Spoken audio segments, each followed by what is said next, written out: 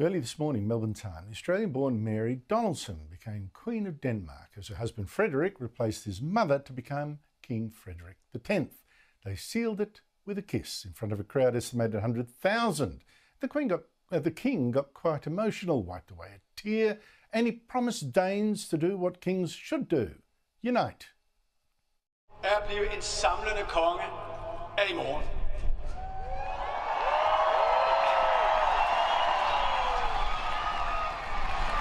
Det er en opgave, jeg har nærmet mig hele mit liv. Det er et ansvar, jeg tager på mig med respekt, stolthed og stor glæde.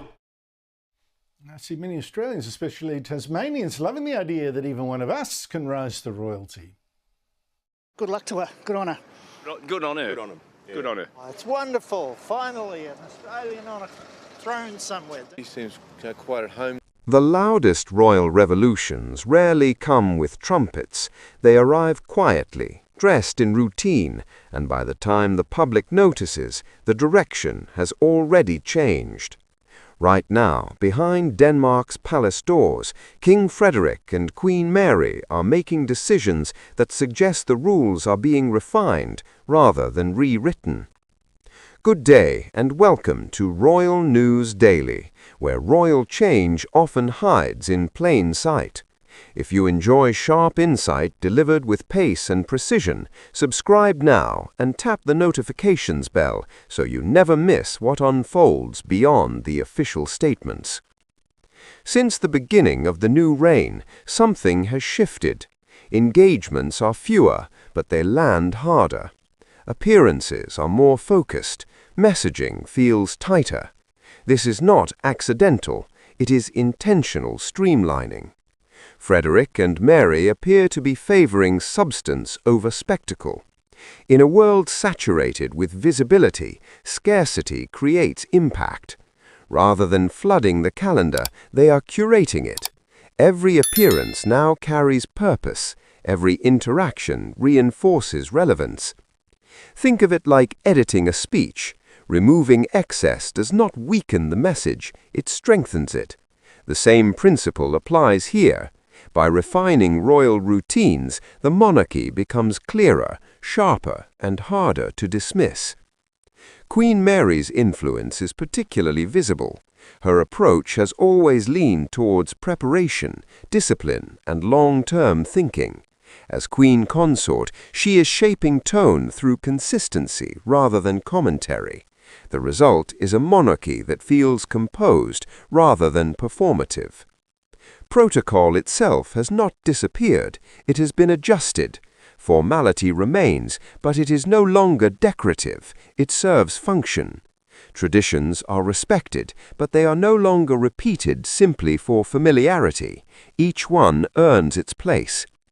Frederik complements this approach with presence and accessibility.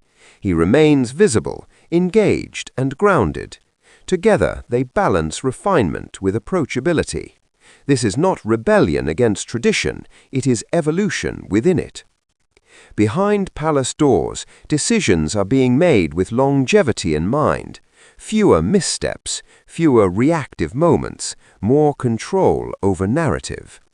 This quiet efficiency unsettles critics because it leaves little to dissect.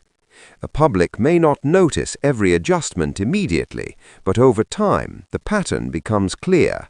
This monarchy is choosing sustainability over spectacle. That is a strategic choice in an era where attention is volatile. Royal rules have not been discarded, they have been sharpened. And in doing so, Frederik and Mary are signaling that this reign will be defined not by noise, but by endurance. Thank you for watching Royal News Daily. Fairy tales usually end at the wedding.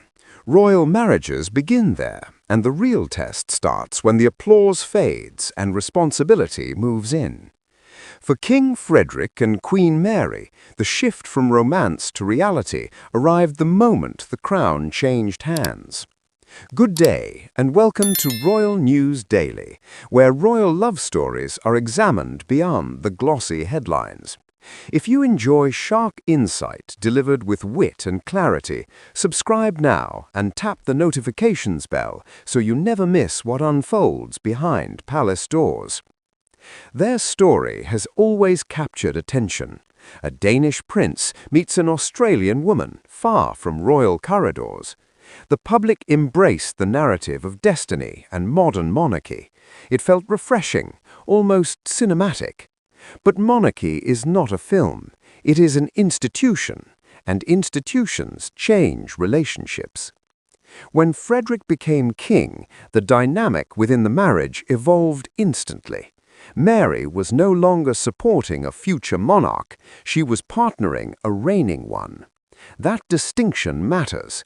It reshapes priorities, visibility, and even personal space. Public appearances became more structured. Affection became symbolic rather than spontaneous. This was not emotional distance, it was role discipline.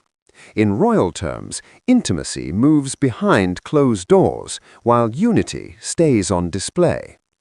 Think of it like a business